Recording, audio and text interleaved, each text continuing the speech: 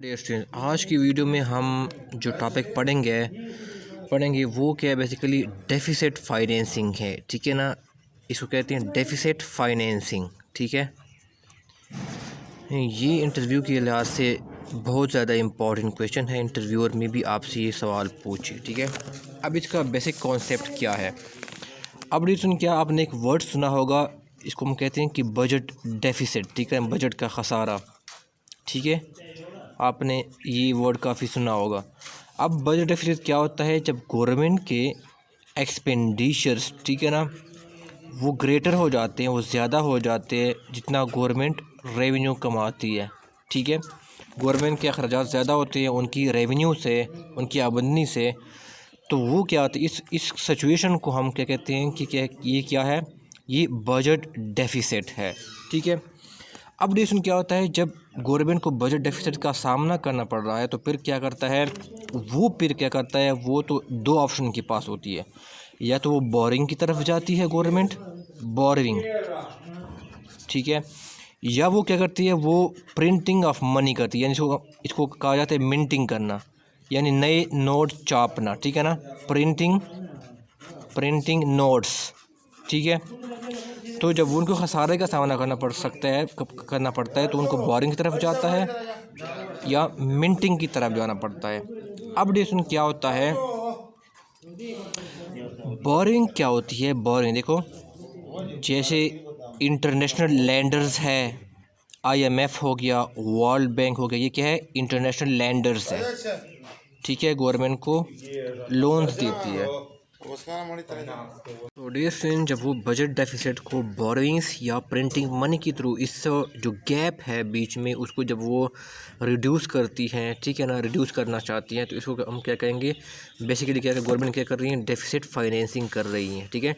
यानी गवर्नमेंट की एक्सपेंडिचर ज़्यादा है गवर्नमेंट की रेवेन्यू से, तो बीच में जो गैप आ रहा है, ठीक है, उसको फिलअप करने के लिए गवर्नमेंट या तो बोरिंग की तरफ जाती है, IMF हो गया, वर्ल्ड बैंक हो गया, जो कि इसको कहते हैं इंटरनेशनल लैंडर्स जो है, ठीक है, इंटरनेशनल लैंडर्स। या वो क्या करती है, नोट्स छापती है, इसको मिंटिंग कहा जाता है, ठीक है। तो इसके थ्रू क्या होता है, जब वो इस गैप जो है एक्सपेंडिचर और रेवेन्यू को उसको फिलअप करती है, तो इसको हम बेसिकली क्या कहते हैं, उसको हम कहते हैं कि डेफिसिट फाइनेंसिंग इसको कहा जाता है, ठीक है, इस टर्म को।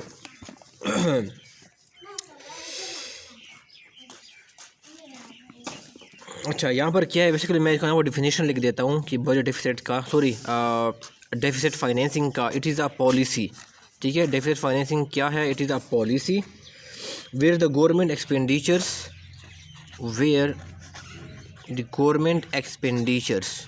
ठीक है, expenditures where the government finances, ठीक है, फाइनेंस करती है, where the government finances its expenditure via, किसके थ्रू कर रहे हैं, वाया बोरोइंग और प्रिंटिंग मनी, ठीक है।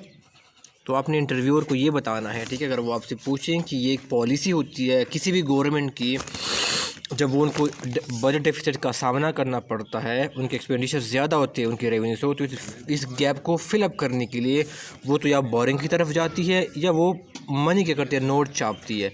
तो इस पॉलिसी को हम क्या कहते हैं, उसको हम कहते हैं कि डेफिसिट फाइनेंसिंग गवर्नमेंट कर रही है, ठीक है। अच्छा, इसमें एक और है, जो कंपनी है इसका एक इनकम स्टेटमेंट बनती है, ठीक है, इसको इनकम स्टेटमेंट कहा जाता है। अब इनकम स्टेटमेंट के अंदर कंपनी का प्रॉफिट एंड लॉस क्या होता है वो ये बताता है, ठीक है, प्रॉफिट एंड लॉस बताता है।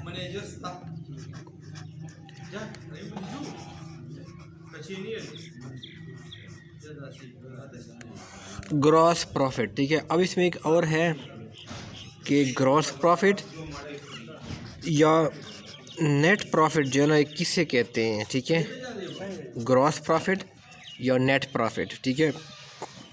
अब मैंने बताया कि कंपनी का एक इनकम स्टेटमेंट बनता है जिसमें कंपनी की सालाना जो है ना उनकी ये पता चलता है कि कंपनी लॉस में जा रही है या प्रॉफिट में जा रही है, ठीक है।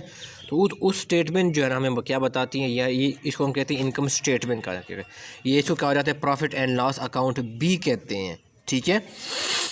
किसी भी कंपनी की फाइनेंशियल जो परफॉर्मेंस है, ठीक है, टेक्निकली स्पीकिंग फाइनेंशियल परफॉर्मेंस है वो आपका इनकम स्टेटमेंट आपका क्या होता है वो बताता है, ठीक है। बिल्कुल एक लाइन में अगर आप जवाब देना चाहते हैं तो अब डिस्कशन क्या है, यहाँ पर पहले क्या है ग्रॉस प्रॉफिट है, ठीक है। यहाँ पर क्या लिखा हुआ है ग्रॉस प्रॉफिट, ठीक है। अब डिस्कशन क्या होता है कि कंपनी की जो हम इनकम स्टेटमेंट की हम बात कर रहे हैं कि कंपनी की सेल्स या रेवेन्यू, ठीक है, कंपनी की सेल्स या रेवेन्यू इसका एक ही बात है, इंटरचेंजेबल ये वर्ड यूज़ किए जाते हैं, ठीक है।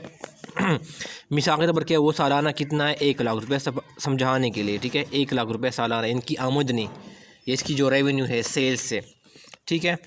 अब क्या होता है कंपनी के कुछ जो है ना क्या होते हैं डायरेक्ट एक्सपेंसेस होते हैं, ठीक है, जिसको कहा जाता है cost of good sold, SGS कहा जाता है, ठीक है।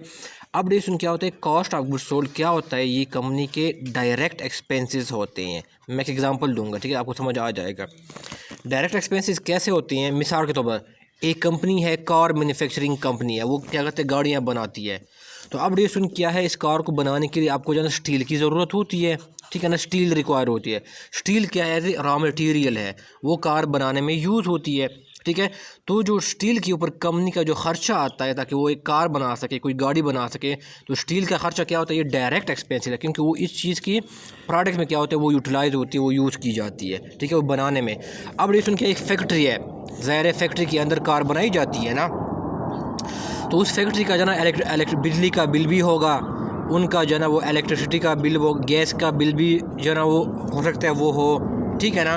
तो वही सारे के सारे खर्चे क्या है वो इस प्रोडक्ट को बनाने के लिए जो है ना वो क्या होता है वो यूज़ किया जाता है ना। फैक्ट्री के अंदर वो चीज़ है अवेलेबल है, कंपनी उसको प्रिपेयर करती है, वहाँ पर बिजली की ज़रूरत होती है, क्योंकि गैस की ज़रूरत भी हो सकती है, ठीक है।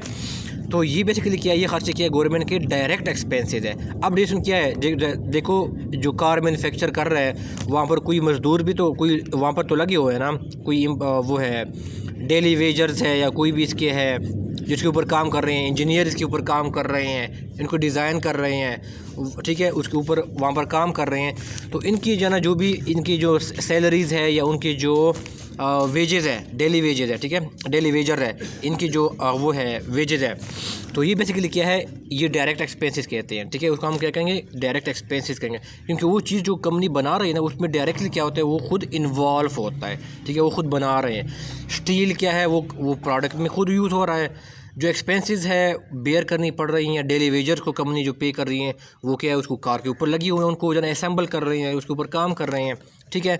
इसी तरह उस फैक्ट्री के अंदर इलेक्ट्रिसिटी का बिल, गैस का बिल, जो भी जितने भी बिल है वो क्या कर रही हैं, वो उस कार को मैन्युफैक्चर करने के लिए जो है ना वहाँ पर यूज़ हो रहे हैं, ठीक है, सारी चीज़ें। तो ये बेसिकली क्या ये डायरेक्ट एक्सपेंसेस कहा जाता है, और टेक्निकली इसको क्या कहते हैं, इसको कॉस्ट ऑफ गुड्स सोल्ड कहा जाता है, ठीक है। तो जब भी डे स्टूडेंट्स आपकी रेवेन्यू और सेल्स एक ही बात है, इसमें से जब भी आप डायरेक्ट एक्सपेंसेस माइनस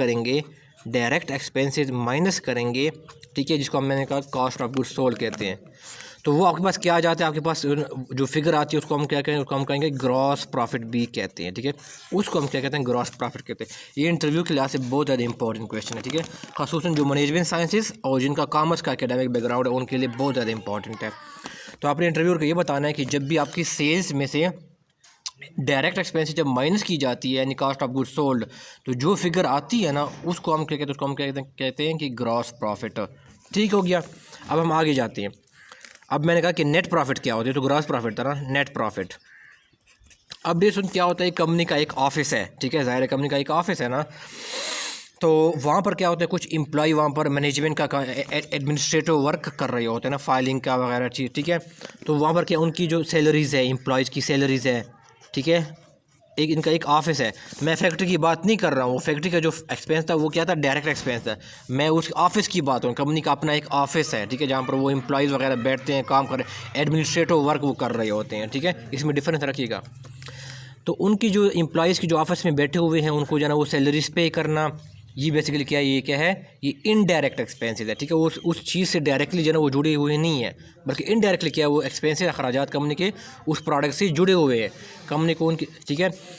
फिर कंपनी ने क्या कोई एडवर्टाइजमेंट भी करना तो होती है ना, इश्तिहार वगैरह चलाने होते हैं, अपने प्रोडक्ट की सेल करने के लिए वो इश्तिहार भी चलाने पड़ते हैं, चाहे वो डिजिटल मार्केटिंग वो यूज़ करे या ऑनलाइन ऑफलाइन जो है वो मीडियम जो है वो यूज़ करे, ठीक है।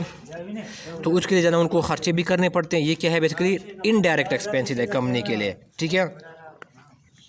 अच्छा, फैक्ट्री से फैक्ट्री से कोई चीज़ लाना, मिसाल के तौर पर कंपनी है वो मेन जो इसका जो शोरूम है वहाँ पर प्लेस करना, इसके लिए जो है ना जो भी गाड़ी यूज़ हो रही है, ईंधन वगैरह यूज़ हो रहा है, फ्यूल वगैरह यूज़ हो रहा है, ये सारे क्या है, ये सारे क्या है बेसिकली ये इनडायरेक्ट क्या है बेसिकली ये एक्सपेंसिव है। फैक्ट्री से गाड़ी को लाना, शोरूम में खड़ी कर देना, ठीक है, तो ये इनके खर्चे क्या है, ये डायरेक्ट एक्सपेंसिव है। अच्छा, अब डिसीजन क्या है, शोरूम है, इसकी जो है ना वहाँ पर इलेक्ट्रिसिटी का बिल होगा, ठीक है, कोई गैस का बिल होगा, ये बेसिकली क्या है, ये भी क्या है इनडायरेक्ट क्या है वो एक्सपेंसेस है, ठीक है, ये क्या है इनडायरेक्ट एक्सपेंसिव में आए, क्योंकि वो चीज़ जो है ना क्या है ये खर्च क्या है ये कार की मैन्युफैक्चर से डायरेक्टली जुड़ी हुई नहीं है, बल्कि इनडायरेक्टली क्या है वो जुड़े हुए हैं ये सारे खर्चे कंपनी के, ठीक है, इसलिए हम इसको कहते हैं कि ये इनडायरेक्ट क्या है ये एक्सपेंसिव है। तो डिसीजन जब भी आप कंपनी की ग्रॉस प्रॉफिट में से इनडायरेक्ट एक्सपेंसिव माइनस किए जाते हैं तो हमारे पास जो आंसर आता है उसको हम कहते हैं नेट प्रॉफिट, उसको हम कहते हैं, ठीक है, इसको हम क्या कहेंगे, उसको नेट प्रॉफिट कहते हैं, ठीक है। तो अपने इंटरव्यूअर को ये बताना है कि जब भी ग्रॉस प्रॉफिट में से इनडायरेक्ट एक्सपेंसेस को माइनस किए जाते हैं, आपसे वो पूछ सकता है कि इनडायरेक्ट एक्सपेंसेस कौन से होते हैं, तो आपने बताना है जैसे सैलरी, एम्प्लॉय की सैलरी जो ऑफिस में काम कर रहे हैं, ऑफिस का रेंट भी हो सकता है, ये भी हो सकता है, ऑफिस का जो रेंट, कंपनी का जो ऑफिस है उनका रेंट भी हो सकता है, ये भी इनडायरेक्ट एक्सपेंस है। वहाँ पर जो एम्प्लॉई काम कर रहे हैं उनका भी सैलरीज हो गया, वहाँ की जो बिजली की बिल जो भी जितने भी मुख्तलिफ किस्म खर्चे तो जो भी है, और कंपनी को कोई इश्तिहार चलाना पड़ सकता है, लेकिन उनकी जो खर्चे ये सारे क्या इनडायरेक्ट एक्सपेंसेस है, ठीक है, और भी बहुत सारे, लेकिन मैंने कुछ मिसाल समझाने के लिए मैंने बता दिए, और बहुत सारे हैं। तो ग्रॉस प्रॉफिट में से जब इनडायरेक्ट एक्सपेंसेस माइनस किए जाते हैं तो हमारे पास क्या आता है वो नेट प्रॉफिट हमारे पास आ जाता है, ठीक है। तो आपने ये इंटरव्यूअर को बताना है कि जब भी रेवेन्यू में से इनडायरेक्ट एक्सपेंस डायरेक्ट एक्सपेंसेस को माइनस किए जाते हैं तो हमारे पास ग्रॉस प्रॉफिट आता है। जब ग्रॉस प्रॉफिट में से इनडायरेक्ट एक्सपेंसेस माइनस किए जाते हैं तो हमारे पास जो फिगर आता है उसको हम कहते हैं नेट प्रॉफिट कहा जाता है, ठीक है, जिसको हम कहते हैं कि खालिस मुनाफा जिसे हम कहते हैं, ठीक है। नेट प्रॉफिट को हम कहते हैं क्या खालिस, जिसको उर्दू ज़बान जिसको खालिस मुनाफा कहा जाता है, ठीक है। खालिस मुनाफा इसलिए कहा जाता है क्योंकि आपने सारे के सारे एक्सपेंसेस आपने उसको साइड पे कर दिए, माइनस कर दिए, इसलिए इसको हम कहते हैं खालिस मुनाफा, ठीक है। कंपनी के जितने भी एक्सपेंसेस है वो हमने निकाल दिए, इसके बाद जो पीछे रह गया वो क्या, वो नेट प्रॉफिट या खालिस मुनाफा रह गया, ठीक है। तो आज की वीडियो में इतना ही है। आपका कोई क्वेश्चन है, क्वेरी है तो आप जना कमेंट बॉक्स में जना वो पूछ सकते हैं। सुनने का बहुत शुक्रिया, थैंक यू सो मच।